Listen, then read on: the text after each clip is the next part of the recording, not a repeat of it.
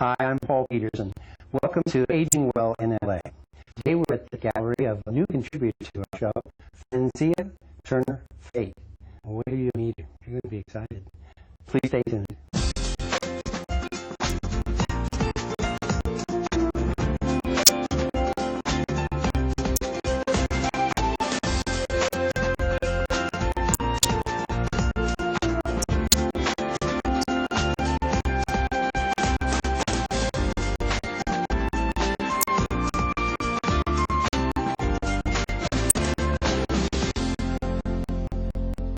Hi, welcome to Aging Well in LA. I've got a nice treat for you today. First, I want to introduce our guest, Francia Turner Fate. Francia, welcome. It's such a treat to have you here. You have a most interesting story, and let me start right at the beginning. You are trained at Oxford University, England. You've lived all over the world, but you take special train rides as an artist. Tell me, how did that get started? When I was living in Oxford, I used to go to London on a regular basis, and I loved what I saw. I would just sit with my nose pressed against the window. I was so enthralled by the beautiful scenery. And when I started studying at Oxford, my son, for my birthday, gave me a set of 6 pencils, a little notebook, and an eraser. And he said, look, you've been wanting to do this for years, do it now. So that's how I began, and I sat there, and it's interesting because often British people are quite reserved, and I'd be sitting there sort of off in a corner by a window, scribbling, looking out the window and drawing as fast as I could. I did have life drawing classes at my course and at the Ruskin School of Drawing and Fine Art. I probably had over 20 hours a week in life drawing. And because I went to extra classes, I was what was called a mature student. I was 36 years old when I went. And I had 2 grown children, so I wasn't 18 as my fellow That was my experience, too. It finally dawned on me about my 10th book. Maybe I had to get a degree in this stuff. Well, I had 3 published, and then I thought I want to be able to teach. And so a friend of mine said, well, look, you can't go to a Red Brick University, as they call them. Yes. She said, you're much too eccentric. You've got to go to Oxford. I'm going to jump way ahead here. You actually help seniors sort of pick up their desire to do something in the arts. How did that begin? Well, I was living with my father, who was definitely a senior. He was probably in his late 70s when I first started teaching. I taught at retirement facilities. I just had the feeling I wanted to work with seniors, and because a lot of people never had the opportunities that I had. That's right. Oh, you put it off and say, well, then one day you're retired, and why not pick it up when you're 65 plus? Right. A lot of women who had raised their families, they had also worked, a lot of them, and then they retired, and all of a sudden, I want to do what I want to do. So, I understand. Well, how is the attitude of seniors who are they scared to pick up a brush? I thought of this, actually, I was thinking about this last night, and I thought, it's too corny, but if I had a nickel for every person who walked into my class and said, well, I can't even draw a straight line. Well. But, I mean, the only people who really need to draw straight lines are architects and engineers. Exactly. Besides that, there are no straight lines in nature. And there's so much of the art world. It's not like when we're sitting here in the shop, and an artistic bend can be applied to so many things. It's not just paint on canvas, it's sculpture and pottery. So many ways to express yourself. Well, I am working on a new book, and it is about expressing yourself. And yeah. Can you share the title? Or is it no, it's still a work in progress. Oh, okay. Well, I'm going to show something that not your first book, but really I've had a chance to look through this. This is called Journeys Through America, and Francia did this, Francia Turner Fate. And this was composed on moving trains going through America. Now, let me tell you something. One writer to another. The picture's fantastic, but the words are wonderful. Was that an acquired skill, or did you always want to put the words with pictures? I started studying poetry when I was about 15 in high school, and I realized that there were women poets. Yes, there are. And sent me to visit Malay, Emily Dickinson, and but apart from women, there were amazing male poets who I read with just an avarice. I couldn't get enough poetry, but I started writing when I was about 19, and eventually, when I did a book similar to the American book in Britain, the English tourist board told me that they wanted me to use my text rather than do an anthology, what I had originally planned to do. Good thinking on their part. Let me tell you, writer to writer, the text is wonderful. I have been in these landscapes that you have put a tone poem to, and you captured the trip from Chicago to through the Colorado Badlands and the prairies. For those of you who have traveled Route 66, these cliffs, built with magnificent scarlet, cubed and seared, boulder upon boulder, meeting at irregular junctures, climb from the depths of the ancient Colorado River, with trees and clusters along the river's edge. Wow. We want to give a little sample of what can be expected from you, Francia, in her segments called Art from the Heart. So let's take a little premier peek. Hi, I'm Francia Turner-Fate, and this is Art from the Heart. And what we're going to be doing in these programs is showing you how easy it is to work at home, making beautiful art that you never thought you'd make. And I'm going to show you the material that we're going to be using today. When I first started using charcoal over 40 years ago, I used this same brand, and it's very creamy and rich. It's light, and they're very easy to use. So today, we are going to be drawing plants. I showed you we're going to be using charcoal, and I will show you the pastels in a minute. But I want you to take a look at all of the different variations in these plants. That's often in life we overlook things that we see around us. And the beauty of plants is that they're never the same. Every plant is an individual. I'm going to show you the pastels that we're going to use. Today, these pastels are an inexpensive box. You can go to any art supply store, look and see what pastels they have, because pastels can range anywhere from $20 a box of 48, as these are, to $500 for 50. We'll start with white paper first. We're going to break the charcoal into 3 pieces because you don't need to work with such a whole stick. In fact, if you were working with a long stick like this, it might break for you when you didn't want it to. So it's better to start off making them into 3s. I'll just show you how easy it is to get a feel for the leaf without actually making it look exactly like the leaf. And I'm going to use leaves from different plants. Just going to get a feel for the leaves. Just a flowing movement.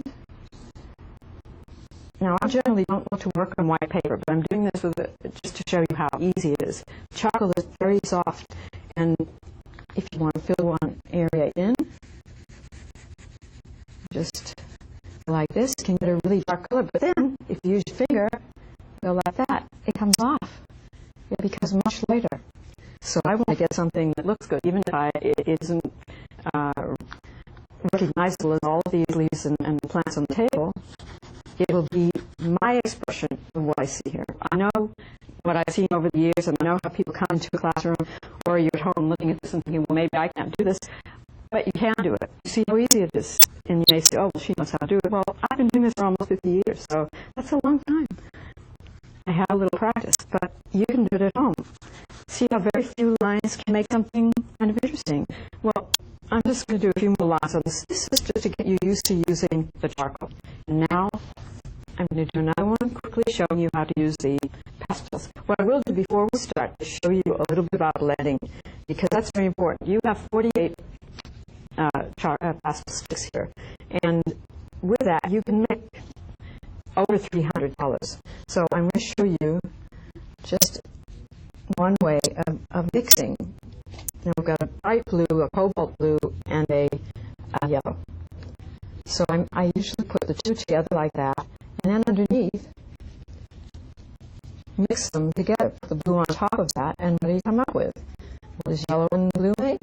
Green. So we have greens, but now we've made another green. And we're going to start working on colored paper now. With the charcoal, I'm just going to make a little composition of the leaves that I see in front of me. It's what you see on the paper that's important, not what the plants look like, because nobody else is going to see these plants. So let's use a nice, bright, leafy green. Now I'm going to make a composition now, just to have that in one area. We'll use another green. just like cooking. I watch a lot of cooking programs, and it's mixing up these ingredients. I've got this ingredient, that one, say with 5 colors, can make something really beautiful. I'm doing this very quickly. I'm doing this so that you can get an idea in a short amount of time what you can do. But at home, you can spend longer, you can do more detail. So let's see what that looks like. I'm going to put these mats on here, and this is an acid-free, well, actually, the 2 mats, but they go together because you get a nice beveled, double effect there when you have 2 mats together. You could do it separately, though. You could do one like this if you wanted, or if you wanted a larger mat, but they're sold together so you can have a double effect. But you can move the mat over so you have a big space on, or you can add more to the right, or you can move it over to the left. You can have it center it, or you can have it more centered but with a larger area at the top or at the bottom. So you have a lot of choices when you're putting a mat on a piece of your work. But I like it sort of like that, where there's a larger area on the right, and this comes towards the side. It's not quite finished. Not finished really at all, but it's close enough to show you what it can look like in a mat. We will frame this next time, and I hope you enjoy yourself, and go out and get some materials and start working at home, and see you next time. Wow. We are so excited to have you as a contributor here on Aging Well in LA. Can you give us an idea of what you hope to achieve with the segments you'll be producing with Art from the Heart? I like to think of these segments as cooking segments because we're using very few ingredients, and we're going to stir them all together and come up with something delicious. Fantastic. Well, I think part of art is not to be afraid. It's okay to fail, and we're old enough these days to know that failure doesn't kill you. Anyway, we'll be right back. Saving energy is simple. It even saves you money. Replace incandescent light bulbs with compact fluorescent bulbs. Set your thermostat to 78 degrees or higher in the summer. While you're still your home. When replacing old appliances, select Energy Star qualified appliances that are up to 40% more efficient and unplug electronic devices from not in use. Visit ladwp.com for more energy saving tips and information. Save energy, save money. I am getting better. I can still take care of myself. You just don't know. 3 times a day. Now that moms moved in, life has become a bit more complicated for all of us. We knew there would be challenges, but overall, we're glad to be together. What do I have to call him in the office when I have to go to the doctor's or if I want to go out? We're so thankful for the help we receive.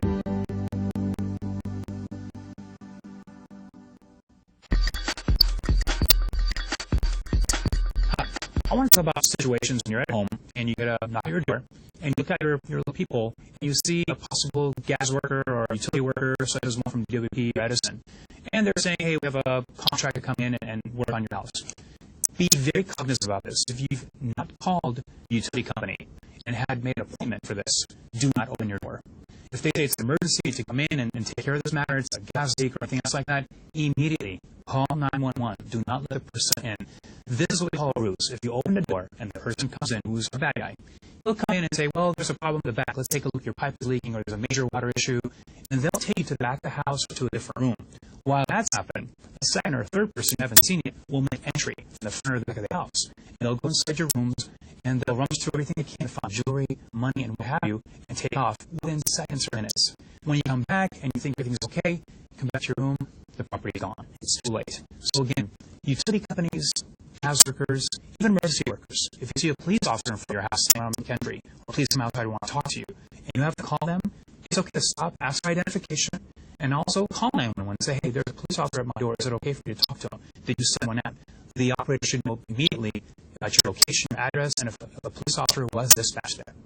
In closing, if there's someone suspicious at your door, you're unsure of the situation, just call us 911 for emergencies and 1-877-ASK-LAPD. Once again, it's 1-877-275-5273. Thank you.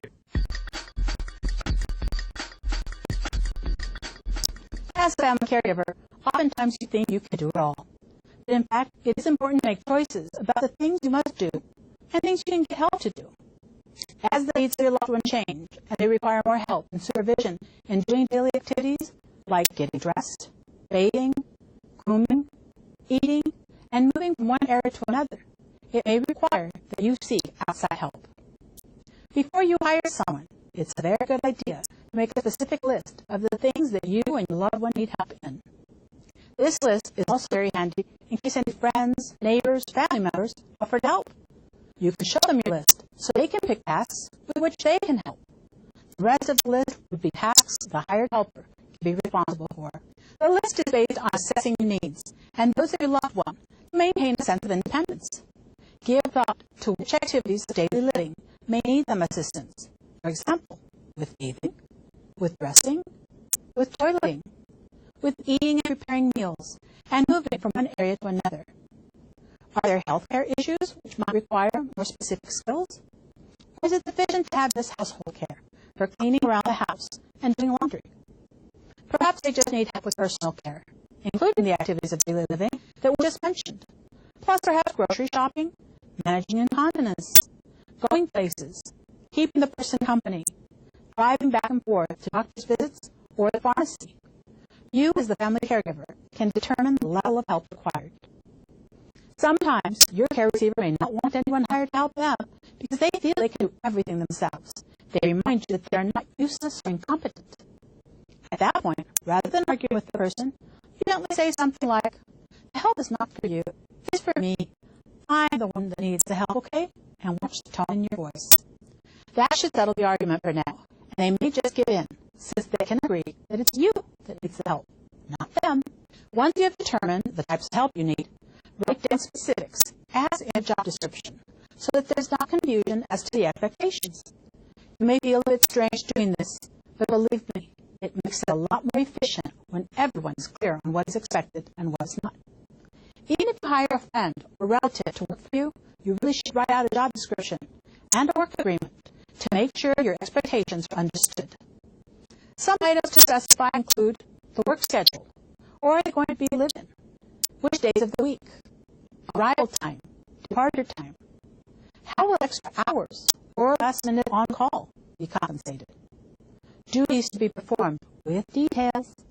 Rules of the house about the common space, phone and internet use, and dealing with the pets. Driving requirements, if there are any. Language requirements. The ability to lift the care receiver and or operate special equipment. The toileting, bathing, and grooming needs for the care receiver. Ask about any healthcare training they may have if needed. What experience have they had with older adults and with people who have memory impairments or other disabilities? What they should wear, and that they need to be clean and presentable at all times. And any other special skills needed. Whether you hire a home care worker through an agency or hire privately, it is important that you consider the pros and cons of both, so that you know what you can expect. Some of the pros and cons of using an agency are: the agency can do the screening, hiring, firing, pay, and taxes. They handle all of that. If the worker is sick, a substitute can be sent. Agencies can provide workers with a variety of skills: home health, therapy, personal care, household chores, etc., that best meet your needs. They can match linguistic needs, and the cost of the worker through an agency may be partially covered by Medi-Cal or private insurance. Some of the cons are that typically agency workers are more expensive than private hires. You are responsible for the employer responsibilities and screenings. You need to contact your state employment department for important regulations. So where do you find healthcare workers to hire privately? Call the local multipurpose senior center, the care management staff. Call churches and friends for referrals. Place local ads in neighborhood newspapers or internet bulletin boards. Ask a caregiver support group. There is in-home support services for low-income older adults. Referrals are ideal, but even if the candidate is unknown, always screen first by telephone and discuss the job description. If it all seems agreeable, then make sure to do an in-person interview. After the initial in-person meeting, your care receiver should participate in that meeting. Remember that whether the care receiver is in agreement to hiring someone to help them, or whether they are thinking it is really to help you, it is a good idea to get the care receiver's impressions and concerns about that in-home help. Remember to check references. Once you've determined who you want to hire, ask for a photo ID and social security number from the person you want to hire. Once you make your decision and offer a candidate the job, establish good communication with words, body language, facial expressions, and the tone of your voice. Establish mutual respect. Don't be overwhelmed. Call us if you need additional guidance. Welcome back to Aging Well in LA. We're having a conversation with Ranjia Turner-Fate, one of our new contributors with a segment she will be producing and performing in called Art from the Heart. We were talking before we started taping about the many places you have lived. Guyana in the 60s, that was wild and remote, but you also lived in Chile and Australia and, of course, England. Yes, you're not here. Yes. What would you like to know? Well, those kind of experiences, as we get older, start to show up in our work and the passions that we have. And you've chosen to do this with your art, and you're sharing it with other people. You know, I started teaching when I was 19 years old, before I'd ever gone to art school. I got the neighborhood children together in the summer. And I had a group of them, and we used to walk around and we used to look at things. And then I had friends, and I always loved teaching. It just seemed the best thing that I could do, because I felt so grateful to have found art when I did when I was 17. Yes, but you have an award-winning book which I want to hold up. It's called The Wind Comes. And this was published in Australia after a very adventuresome story to get it done. But it's really wonderful how the simple ideas for children are often the most difficult to create. This took a long time to give birth to. It took about 2.5 years. Wow. But mind you, I had my son in a large playpen in my bedroom where I was working on the book with paper strewn all over the bed, and my son was doing his thing with blocks. And so it took quite a while because I was raising a baby at the same time. But and then also in the process, I became pregnant with my second child. So there were a lot of things going on. Some things take longer. Yes, well, that is how it works. Do you think that art, especially for a senior, as they learn that they can in fact do it, is a useful bonding tool with grandchildren? Something you can share with, those little ankle biters that run around? My son lives in Australia, and they recently came here and with my two grandchildren. Okay. And I did classes with my granddaughter here in this gallery. Yes. I am an art teacher, but I've watched so many of my students talk about the classes that they do with their grandchildren after doing classes with me. Well, what did you call it? It's like you see it as finger painting. Well, working with pastels, because you are using your hand, and it's like a pottery with a lump of earth. That to me is the most incredible art form, because you're working with dirt, and you put it together and you make something beautiful out of it, and then you glaze it, learning all about chemistry in order to make this object. Well, with pastels, pastels as well as oil paints and acrylic and watercolor, all come from the same. The colors come from the same source. They're all colored pigments, and the binders are different. Mm-hmm. So with pastel, you use a gum-type binder to make them hard so that you can draw with them. I'm so pleased that you become a part of the Aging Well in LA team, Francie, and look forward to this. I'm encouraged. I am already. I want to thank you for being our guest today.